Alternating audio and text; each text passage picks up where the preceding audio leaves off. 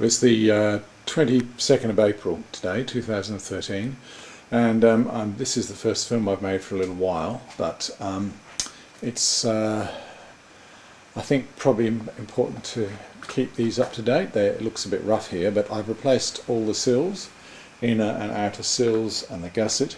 The bottom sections of these doors here, door A and B pillars, and this one here as well. This piece in here, obviously, that centre, that little bit of floorboard there, and I've got to make a new flooring here. I've cut out, and there was a hole there which I've patched and welded in a new piece of 2mm steel into that. The chassis is generally pretty good. It looks worse. I've treated that with a bit of rust converter to see what would happen. Looks worse than it is. It's slightly pitted. Over that side there is the other inner chassis rail, which has been welded in, and likewise this section here has also been replaced. I now have to, I'm going to take this off so I can clean up the chassis properly. I may have to put in a couple of little patches on the top of this outrigger here, which isn't too bad but is slightly pitted. I also welded in a couple of little patches here because I was a bit concerned about the pitting there as well. And this is the other side, probably a bit dark to see, but I've ground off the welds on this side. So once again, all brand new inner and outer sills there from Kilmartin's. New bottom section there on the B pillar, A pillar rather, and again here a new bottom section here on the A pillar. This is a new gusset piece here. All this section in the back here has also been replaced where there was rust. So all the rust really has been cut out, and it's starting to come along, I guess. It's a very, very slow process and laborious, enormous amount of work in this, and it's not really very pleasant because there's a lot of cutting and grinding, but there's a slight amount of chassis flex. I fitted the doors up onto this before I made sure the sills in the right place, so I hope they fit.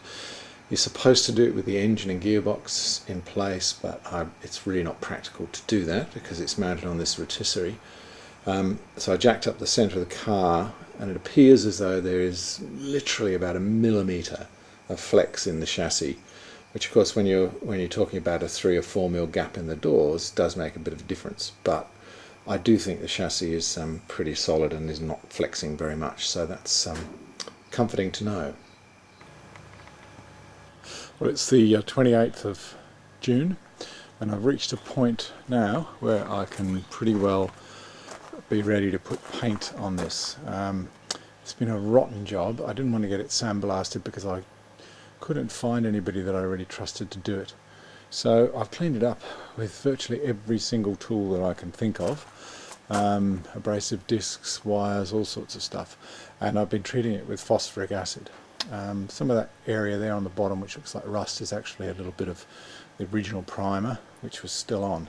So it's come up pretty well, I think. New boot floor. There's still quite a bit of original paint left in the boot, but I've decided that I don't need to cut that down as far as I was going to. This area here is all pretty good. A little bit of pitting in there, but as I say, I'll treat it with phosphoric acid. All new floorboards here, of course, from Kilmartin's, but the steel is really in good condition. This is all very tidy here. This has been treated up here.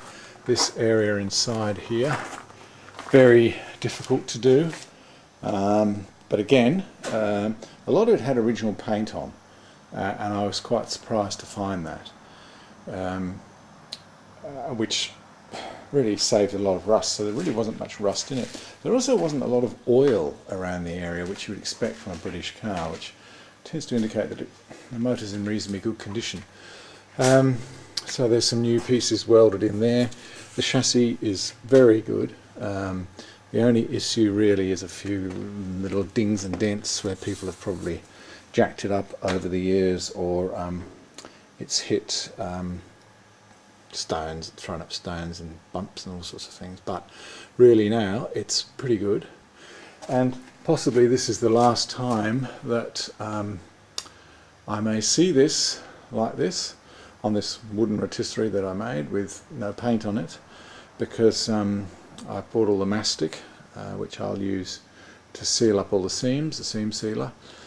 And I got a couple of little tiny little bits of weld still to do, but that shouldn't take too long, and then it's going to be ready to paint.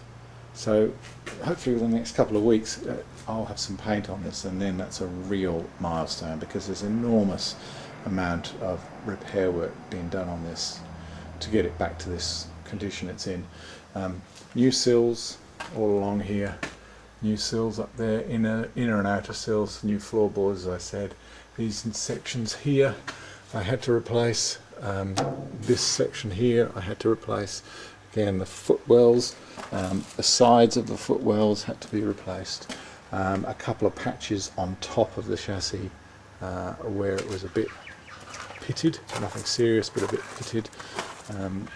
Again, around in the boot area, both of these sections here, there and there had to be replaced, and up the side there is welded in there and around the back. So huge amount of work, but I think it's okay.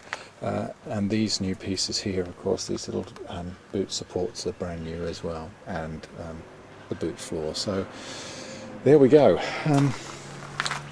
Hopefully from here on in it'll just be